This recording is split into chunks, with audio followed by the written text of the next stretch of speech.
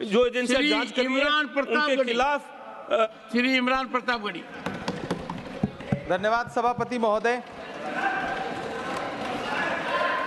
आपने मुझे आम बजट पर बोलने का मौका दिया। Sir my time.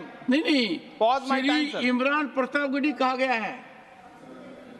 सर थोड़ा सा इसकी जांच कराओ। मैंने कहा यहाँ प्रमोद प्रतापगढ़ी भी बैठे। ये आपसी मामला है, ये खत्म होने वाला नहीं है मेरे से।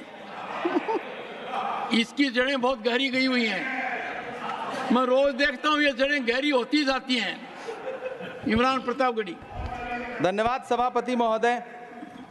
83 मिनट 71 बार थपथपाई गई मेज, 14,417 शब्दों का बजट भाषण और उस बजट में अपने लिए राहत तलाशती मिडिल क्लास की हैरतजदा आंखें। सभापति महोदय, मेरे हाथों में जो दस्तावेज है, दरअसल ये देश के किसानों, गरीबों, मजदूरों की उम्मीदों का स्मारक है। ऐसा लग रहा है जैसे वित्त मंत्री महोदया ने बजट नहीं तैयार किया है बल्कि प्रधानमंत्री जी की मन की बात का संकलन तैयार किया है। टूटा हुआ लश्कर का भरम देख रहे हैं, टूटा हुआ लश्कर का भरम देख रहे हैं और जिल्ले इलाही के करम देख रहे हैं।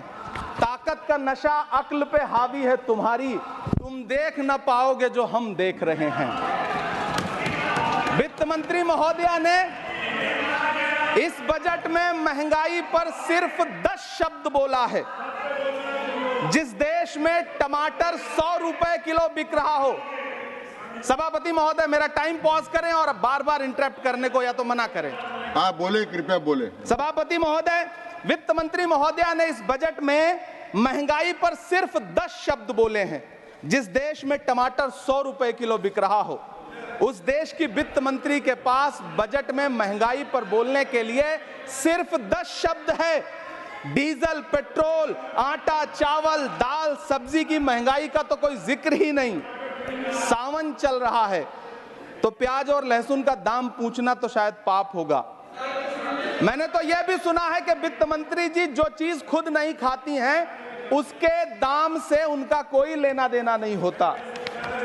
लेकिन इस बार बजट पेश करने के लिए पार्लियामेंट आने से पहले वित्त मंत्री जी ने दही और चीनी खाई थी। अब तो उनसे यह पूछा जा ही सकता है कि उन्हें दही, दूध और चीनी का रेट तो इन दिनों पता ही होगा। क्या उसे सस्ता करवाएंगी या नहीं सस्ता करवाएंगी? अगर पता है तो कृपया सस्ता करवाइए, क्योंकि इसी चीनी ने अमेठी में एक मंत्री महोदया का राजनीतिक कैरियर कड़वा कर दिया। सभापति महोदय, अपने शीश महलों में बैठे हुए सरकार के सांसद और मंत्री कह रहे हैं कि महंगाई कम हो रही है। संसद की कैंटीन से बाहर निकल करके एक चाय का कप खरीदिए, तब समझ में आएगा कि महंगाई कम हो रही है या बढ़ रही है। किसी एक दिन अपनी किसी मजदूर की तरह अपनी दिन भर की दिहाड़ी लेकर के बाजार जाइए और अपने बच्चों के लिए राशन खरीदिए, तब पता चलेगा कि महंगाई कम हो रही है या नहीं हो रही है। यहां बैठ करके बड़ी बड़ी बातें करना आसान है। ये चूनर धानी धानी भूल जाते, ये पुरवा की रवानी भूल जाते, जो आकर 4 दिन गांव में रहते तो सारी लंतरानी भूल जाते।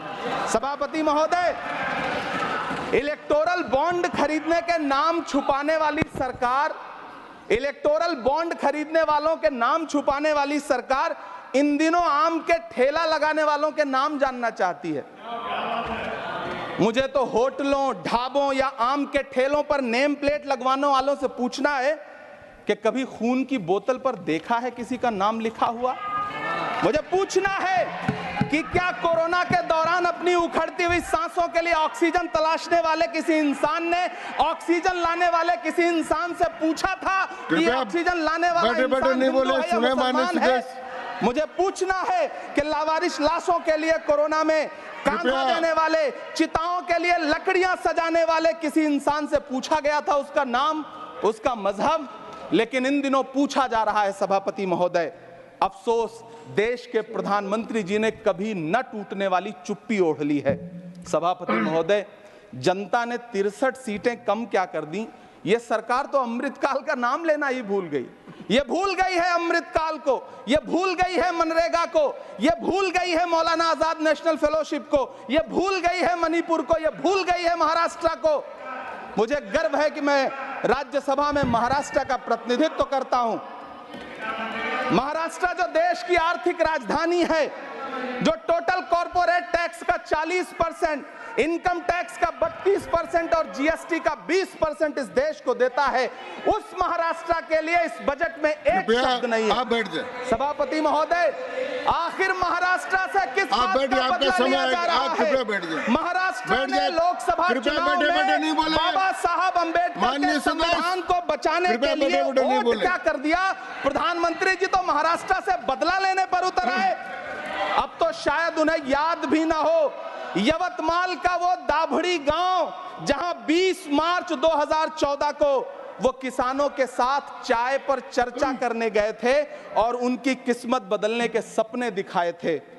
उसी यवतमाल में पिछले 6 महीने में 132 किसानों ने आत्महत्या की है। सभापति महोदय, महाराष्ट्र में हर महीने 209 किसान आत्महत्या कर रहे हैं। राज्य सरकार द्वारा सौंपा गया आंकड़ा बताता है कि 1 जनवरी से 31 मई के बीच 1046 किसानों ने आत्महत्या की है। लेकिन अफसोस, इस बजट में महाराष्ट्र के किसानों के लिए कुछ भी नहीं है। किसानों से चिढ़ी हुई सरकार ने बजट में किसानों के एमएसपी की लीगल गारंटी नहीं दी। लेकिन याद रखिएगा, जो किसान का नहीं वो हिंदुस्तान का नहीं। सभापति महोदय, मुझे वित्त मंत्री जी से पूछना है कि वो जो कुछ साल पहले 100 स्मार्ट सिटी बनाने का ढोल पीटा गया था, सुना है उस ढोल में पानी भर गया है, इसीलिए आपने उसका नाम बदल करके सिटीज ऑफ ग्रोथ हब्स रख दिया है। अच्छा है, नाम बदलने का खेल खेलते रहिए। आपकी कई सरकारें तो इसी वजह से चल रही हैं। इस सरकार को पढ़े लिखे लोगों से दिक्कत है सभापति महोदय, इसीलिए इस सरकार ने यूजीसी का बजट 66% कम कर दिया है। वाह री सरकार। सभापति महोदय, मैं वित्त मंत्री जी के संज्ञान में लाना चाहता हूं कि किशनगंज में एएमयू सेंटर के पास 224 एकड़ जमीन है। यूपीए सरकार ने सोनिया गांधी जी की अगुवाई में 136 करोड़ रुपए एएमयू किशनगंज सेंटर के लिए सेक्शन किए थे। लेकिन आपकी सरकार ने पिछले 10 साल में उस 136 करोड़ में से सिर्फ 10 करोड़ रुपया रिलीज किया है।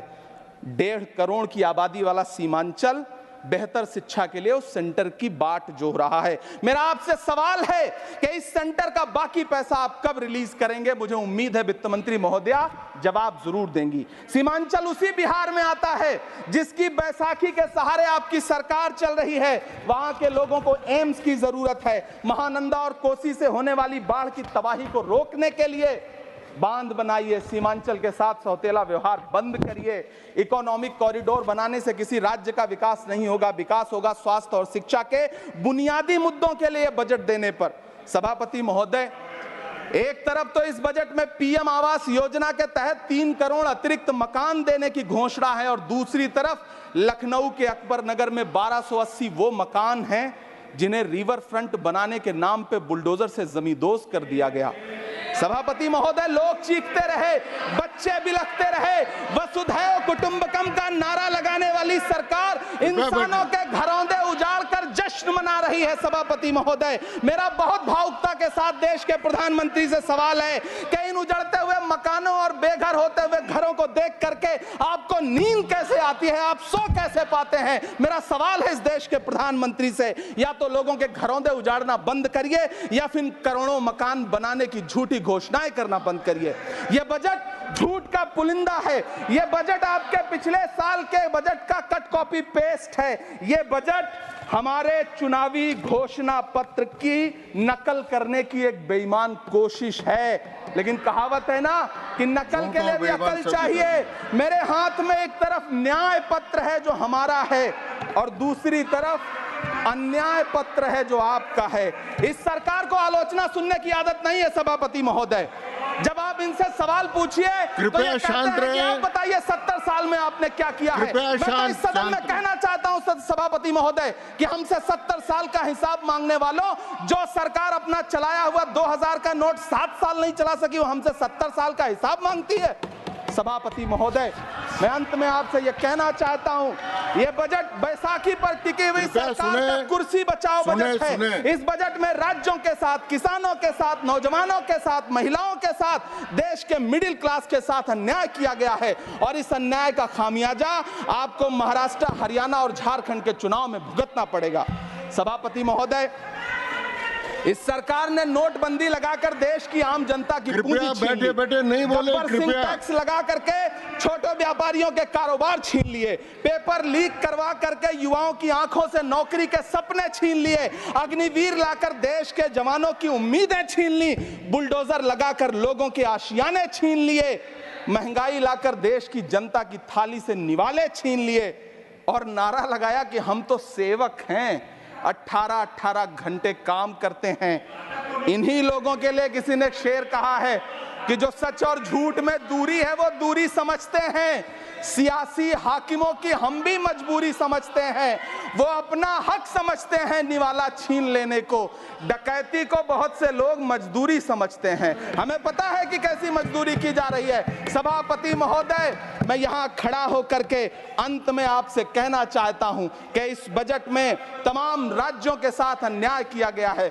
इस बजट में युवाओं के साथ अन्याय किया गया है, महिलाओं के साथ अन्याय किया गया है और खास तौर से महाराष्ट्र के लिए कुछ नहीं रखा गया है। महाराष्ट्र बाढ़ से जूझ रहा है, पानी बरसने से वहां 1500 से ज्यादा लोग मारे गए हैं। उस शहर को, उस राज्य को 4000 करोड़ के पैकेज की जरूरत है ताकि जो फसलें बर्बाद हुई हैं लोगों को राहत दी जा सकी। लेकिन अफसोस, इस बजट में महाराष्ट्र के लिए ऐसा कुछ भी नहीं है। मैं आखिर में यह कहना चाहता हूं कि पिछले 7 दिन से इस बजट का बड़ा ढिंढोरा पीटा जा रहा है, इसे महान बताया जा रहा है, लेकिन कौन महान बता रहा है? सत्ता पक्ष के लोग, उन्हें तो बताना ही है, क्योंकि मैं अवध क्षेत्र से आता हूं, प्रतापगढ़ से, नीरज भाई भी अवध और पूर्वांचल से आते हैं। वहां एक कहावत है कि बिटिया की तारीफ किसने की? बिटिया की महतारी ने, यानी कि बेटी की प्रशंसा किसने की? मां ने। तो इस बजट की तारीफ सत्ता पक्ष करे तो करेगा ही, लेकिन विपक्ष के एक भी सांसद से आप पूछिए कि क्या उसके राज्य को कुछ मिला है, तो वो ये कहेगा कि नहीं, कुछ भी नहीं मिला है। बहुत बहुत धन्यवाद सभापति महोदय, मुझे आम बजट पर अपनी राय रखने के लिए धन्यवाद। श्री अब्दुल बहाव, श्री अब्दुल